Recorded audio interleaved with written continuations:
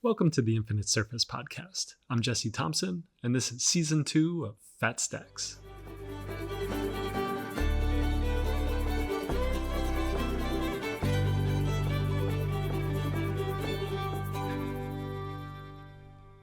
Back in Season 1, I got a lot of questions, specifically about what kind of exercises people should be doing while studying the books that I'm recommending.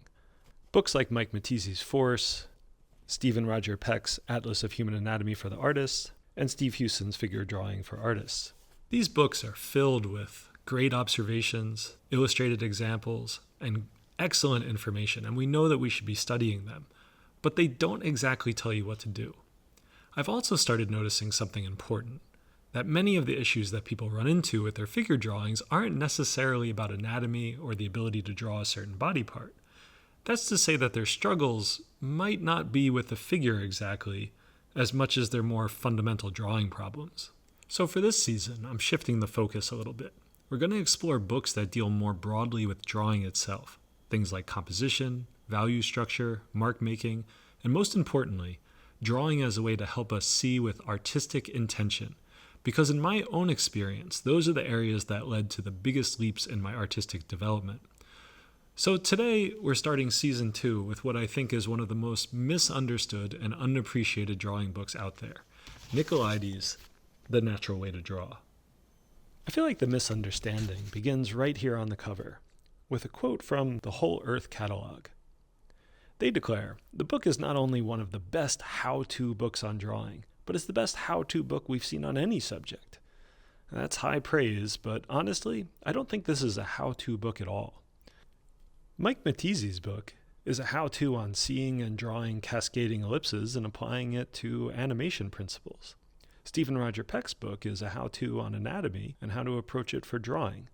But The Natural Way to Draw, if it qualifies as a how-to at all, it's more of a how to approach drawing as a whole, as a mentality, a career, and a lifestyle. Right here on the title page, Nicolaides clarifies this for us. The subtitle reads, A Working Plan for Art Study.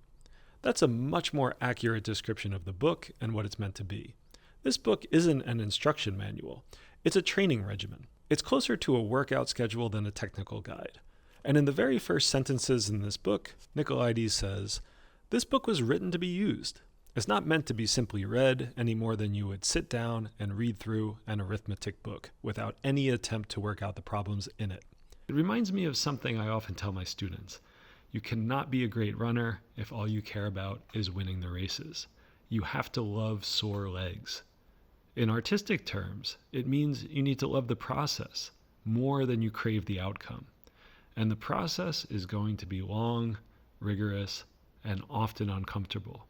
If it were easy, then, as my teachers always told me, everyone would be doing it. You've got to love it.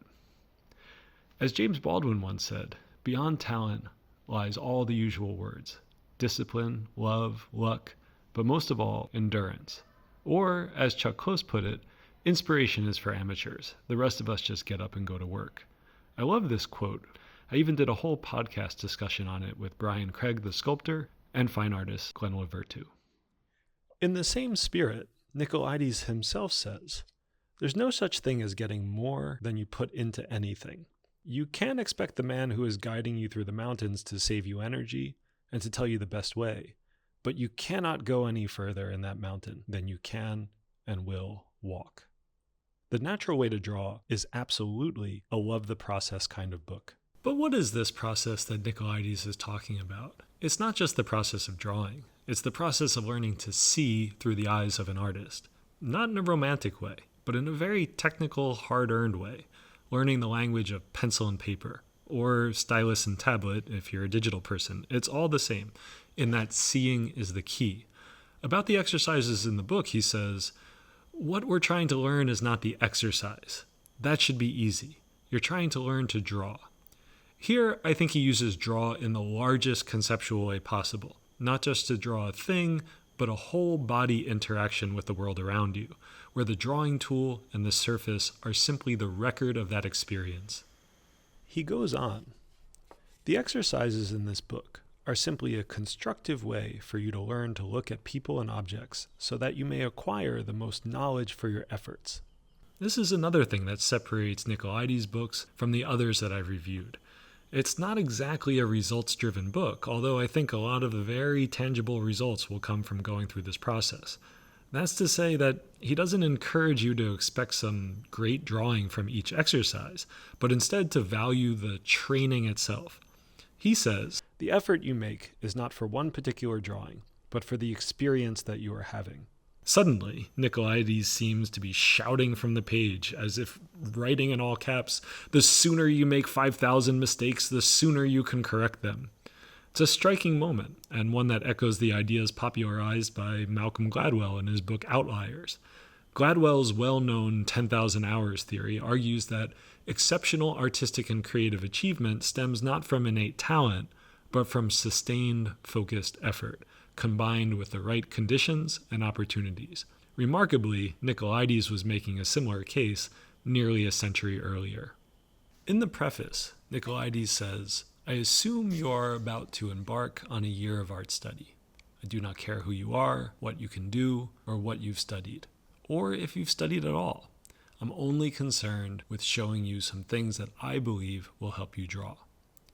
When we finally get to the heart of the book, the exercises, the first thing we see on the first page of section 1, a 5-day work week that schedules you for 3 hours a day of concentrated drawing study. Maybe that seems intimidating to you. It's a lot of work, no doubt, but nothing can replace this kind of practice. It's easier to do it in a school setting for sure, with a professor and other students egging you on and keeping you focused. But if you don't have access to that, then this book shows you how to go about it. Right away, the schedule launches into a full week of blind contour drawing and gesture drawing. Many of you have probably tried this kind of exercise. It's commonly introduced in art classes, but not usually in the way Nicolaides intended. More often than not, it's treated as a kind of warm-up, a few quick minutes that might end up with a funny, disconnected drawing. But I can tell you for sure that 15 or 30 minutes of concentrated blind contour drawing is no joke.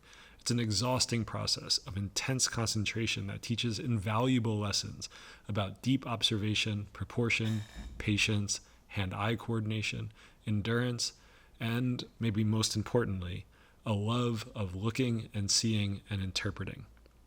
That list, frankly, sounds a lot like what James Baldwin described when he was talking about what is most essential to the artist's job.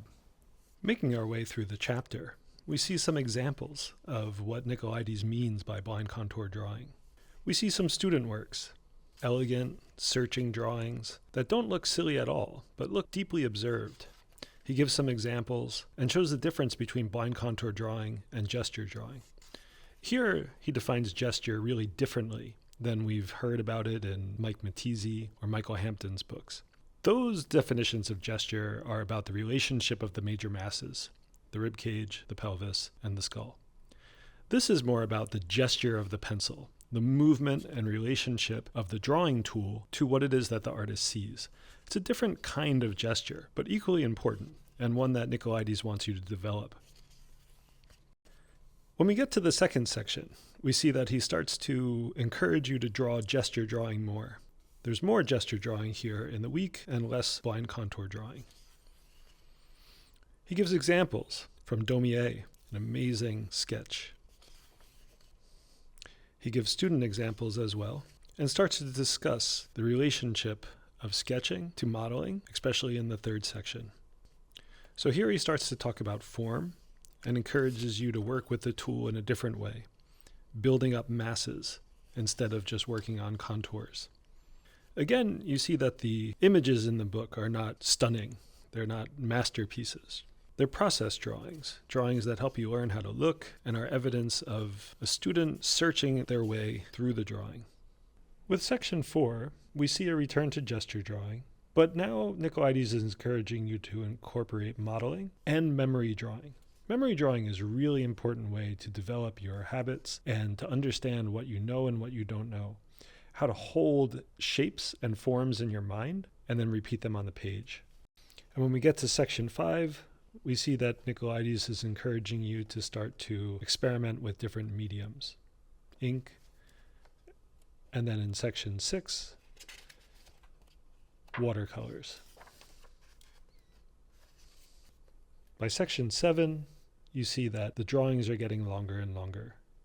Here's 1 hour drawing of the head.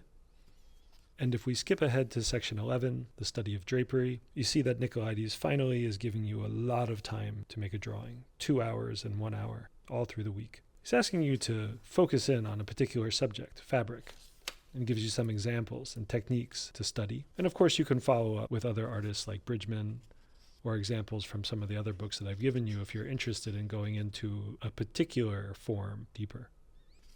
Gives art historical examples and continues the next week with more drapery.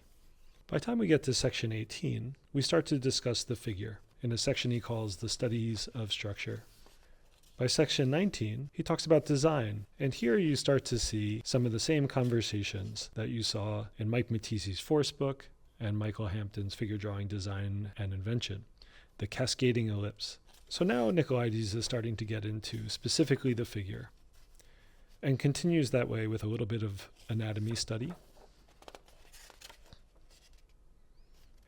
And in the last section, section 25, he starts to discuss with you the subject of color, although the book is in black and white, so there's not very many good examples. Remember that the way that we use our eyes in everyday life is entirely different from how we must use them to make art.